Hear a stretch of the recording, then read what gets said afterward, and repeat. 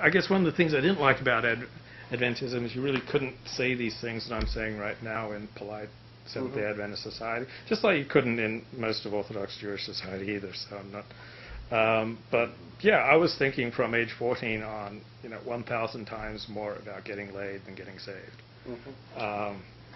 and that was what was on my mind, and it was just so much more visceral and so much more important in what I'd think about at night.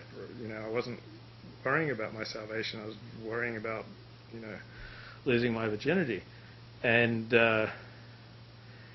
so I only came back to God and religion when I got really sick, and I couldn't go out and chase women, and so only then did I start to pay attention to God. Prior to getting sick, all I wanted to do was get laid, which I didn't. I didn't get laid till I was almost 22, which is really pathetic in that it was all I was thinking about basically from age 14 onward, and so that was really pathetic. That may be one thing that might have caused it to take so long.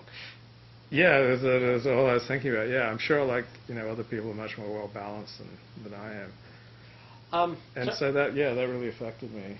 Oh, I can. More than all the theological disputes. I got pretty blasé about my dad's theological disputes by about age 15, and I was only disappointed in that they didn't get me laid. I figured as Desmond Ford's son, I deserved more. But by the time, sorry, Dad. But by the time you were at a point at which that would have started to be likely, you were in public school, right? Yeah, but I was so stunted by my upbringing. I was so emotionally and socially retarded by my upbringing that I couldn't act on it. But I think what I'm saying is, since you're in public school, nobody knows who Desmond Ford is. Right, yeah, that's a good point. I probably would have... celebrity status. I had much more status when I'd go, on weekends and summers back to Pacific Union College. Yeah. But public school, nobody... Desmond who? It was like nothing. It was like, nobody wanted to make out with me even for... which kind of sucked. And, given how caught up you were in that, I think that probably answers the question that was occurring to me as we were talking about this before. But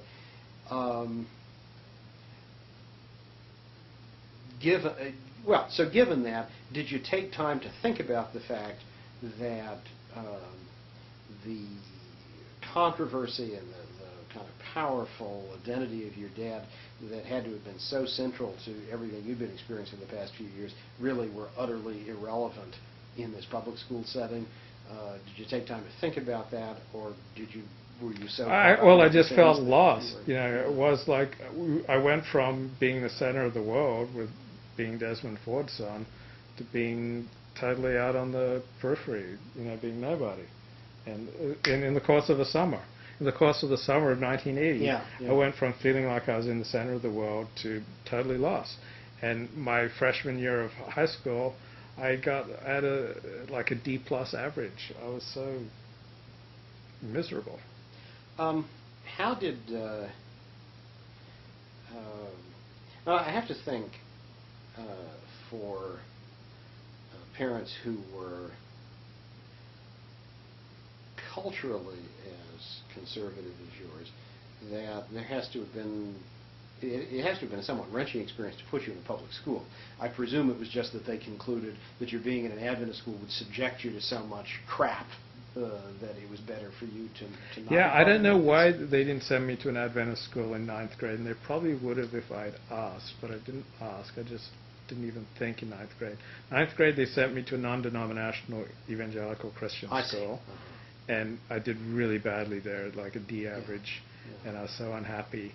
And in 8th grade, I decided that journalism would be my thing.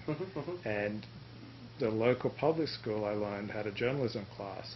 And this happened, so this is the summer of 1981 now, going into 1982, and my parents had made a big financial mistake. They bought 2 homes. They thought they'd be able to sell one, and suddenly interest rates are 20%. No. They're totally financially squeezed and they're screwed. And so when I was lobbying to go to public school, and they were just squeezed to the bone financially. No money for private school. Yeah.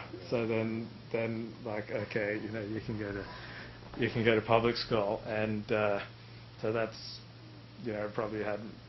I was pushing for it, and they had no money. Yeah. That's probably how it happened. If I pushed to go to Adventist school, but I never did. So, then I ended up in public school, and that totally changed my life. It was like from being in a Christian cocoon to where religion, you weren't allowed to preach religion at school. Right. It's totally different. So that started me on my path.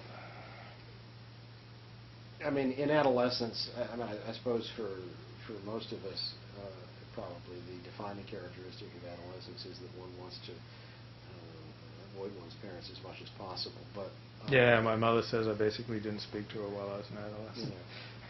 So I think, again, that answers the question that was occurring to me, but I just sort of wondered whether your parents did or were able to do or tried to do anything to sort of help you navigate this completely alien experience, or were they just too caught up in their own stuff? Yeah, they did everything they could, and that we still went to church every Sabbath, but I would lie on Friday nights. I'd tell my parents I was going to a Bible study, and I'd go to run it. We lived about a mile and a half from the school, so I'd tell them I was going to a Bible study, and then I'd go run off to the basketball game, and I'd cover it for the local newspaper. Which they didn't read. And so, so I was always going to these Bible studies, or I'm just going over to my friend's house, and I'd run off to school. And so they were oblivious, and I guess they were just oblivious, and I guess they got a bit of a shock. Graduation was on Sabbath morning, and I wanted to go, and they didn't want me to go, but they let me make the decision because I was now 18, so I went. And then a week after graduating high school, I moved back to Australia with my secular brother Paul, and quickly stopped going to church, and threw it all over. And how much older is Paul? He's 7 years older. And is he still in Australia? Yeah. What does he do there? He owns a plant nursery. Huh, okay. Yeah, so he's not intellectual. He doesn't worry about theological issues. He's an atheist or agnostic. Are you the only literary kid? Or, Yeah. My sister's a lawyer, but she's not. It's the same skill set, but she's not intellectually curious. She's not super intellectually curious. She's more pragmatic. And where is she? She's in Brisbane, Australia. So she's very big supporter of my dad. So she'll give talks making a lawyer's case for the resurrection. Okay. Stuff like so that. So religiously, she's much more where he is. Yeah, she adores my father, and she's religiously where he is. Well, his two sons are as far away as possible. Rather different reactions. Different reactions, but very similar in that we both ran as far away as possible from the way we were raised religiously. It's one hates to be overly simplistic, but I wonder how gendered that is. I have to suspect. I think it's just stereotypically the case that parents' relationships with children of the same sex are more complicated than their opposite sex children's relationships, and so your dad's the strong personality in the family. The boys run off in opposite directions, and the daughter is. Daddy's girl. Yeah. How old is she? She's 11 years older than me, so she's 52. Yeah. So it was only when I got sick that I started coming back to God, but it never. It did occur to me to try to go back to the religion I was raised, because it occurred to me because that's what Judaism taught. So it's like if a non-Jew comes trying to convert, you turn them away, suggest that they return back to the religion in which they were raised. So I became enamored with Judaism, but Judaism taught that I should go back to the religion I was raised.